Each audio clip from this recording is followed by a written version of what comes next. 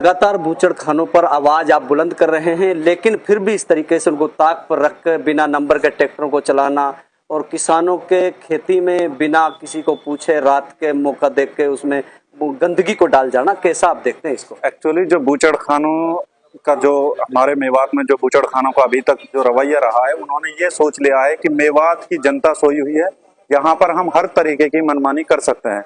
आप जो इनकी ट्रैक्टर जो यहाँ से जो गंदगी लेके जाते हैं फैक्ट्रियों से, वो आप कहीं पर भी जाके देख लो, 8-8 10-10 ट्रैक्टर एक साथ चलते हैं। इन्होंने कुछ गुंडे अपने रख रखे हैं जो उन ट्रैक्टरों के आगे पीछे चलते हैं।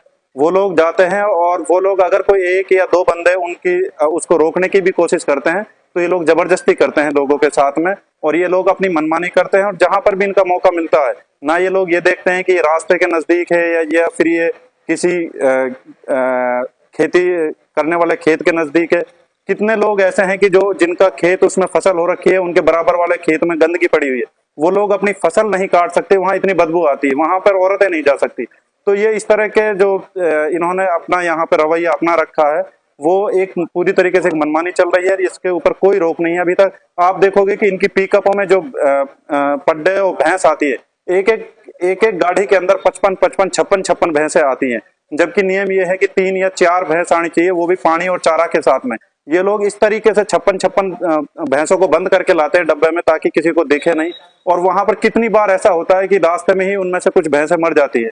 तो ये इस तरीके से इन्होंने पूरा इस मेवात एरिया को इसमें अपनी मनमानी करते हुए ये लोग काम कर रहे हैं। और यहाँ पर ना कोई रूल फॉलो हो रहा, ना कोई किसी रेगुलेशन के लिए कोई अथॉरिटी उसको संज्ञान में ले रही है। तो हमारी यही मांग है सरकार से कि जो इस तरीके की जो मनमानी चल रही है, जो हमारे क्षेत्र का वातावरण खराब हो रहा है, इसको बचाने के लिए जो भी एसओपीज हैं फैक्ट्री की, उनको प्रॉपर तरीके से फॉलो किया जाए और नई जो एनओसी इशू होने वाली हैं उनको बंद किया जाए।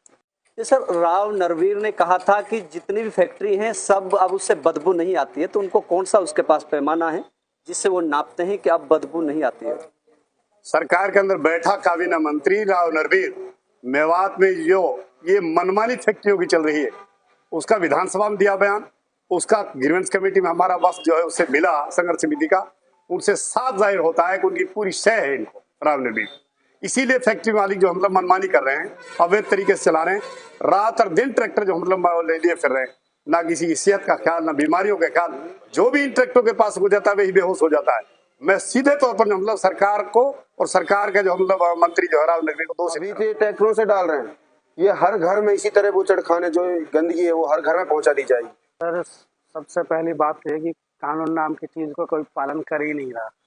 अभी जो ट्रैक्टर है, अभी पुलिस स्टेशन के सामने खड़े हैं, ये अब से नहीं, मतलब महीनों पहले से यही काम कर रहे हैं। ये तो आज तो पकड़े गए।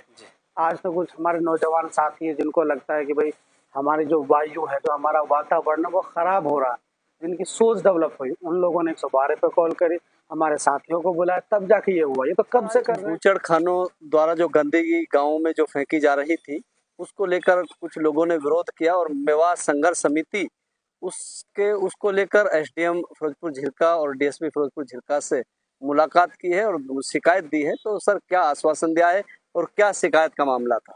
सबसे पहले पूरी संघर्ष समिति इकट्ठा होकर मशवरा तय किया और पूरे अपने वकील साहिबान से राय मशवरे से तय हुआ कि सबसे पहले एसडीएम को लिखित में शिकायत दी है।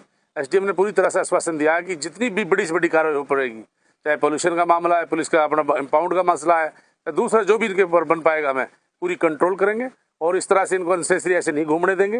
जिस तरह ये खुले में कहीं पर भी कचरा डाल देते हैं, सख्त से सख्त इनके खिलाफ एक्शन करेंगे। ये एसडीएम साहब का आश्वासन था।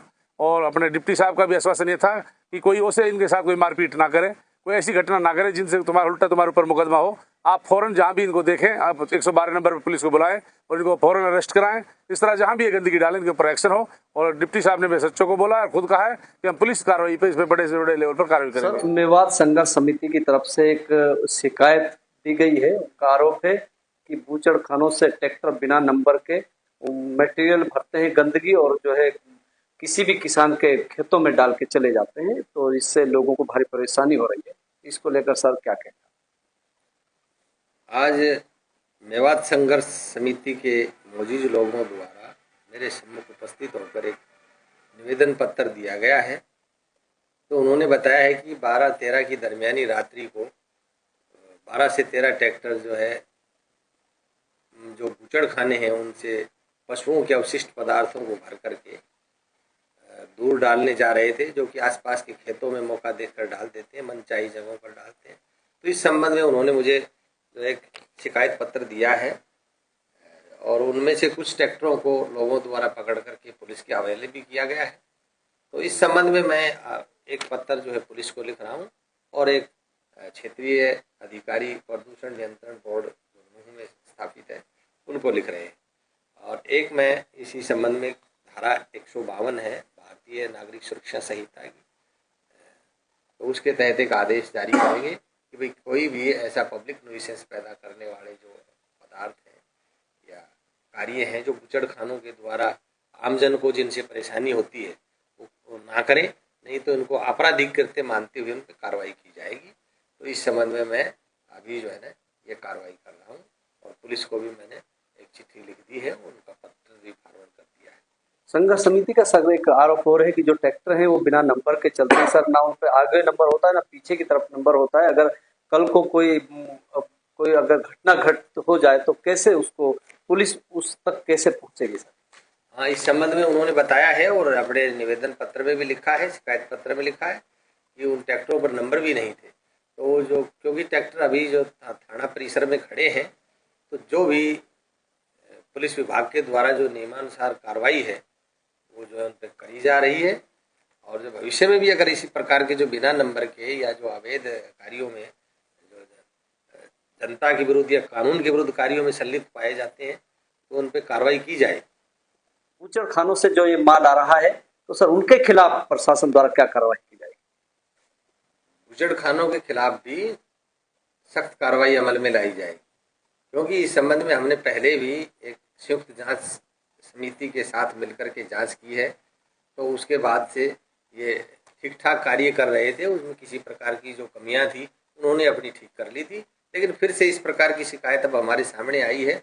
जो भी नियम तोड़ करके नियमों के विरुद्ध जो भी बूचड़खाना काम करेगा उसके खिलाफ सख्त कार्रवाई अमल में लाई जाएगी। संबंधित विभाग जो भी हैं, प्रदूषण नियंत्रण बोर्ड है, पुलिस विभाग है या हमारे लेवल पर है, दूसरा एग्रीकल्चर विभाग है, पशुपालन विभाग है, सभी के द्वारा अपने अपने स्तर पर सख्त कार्रवाई अमल में लाई जाएगी। ये दिशा निर्देश हमने पूरी सख्ती के साथ उनको पहले भी बता दिए थे और अब हम दोबारा भी ये कह रहे हैं। तो इस प्रकार से नियमों को तोड़ करके, नॉर्म्स को तोड़ करके अगर कोई कार्य बूचड़खानों से अगर हमें ऐसी शिकायतें प्राप्त होती हैं तो किसी भी सूरत में बख्शा नहीं जाएगा।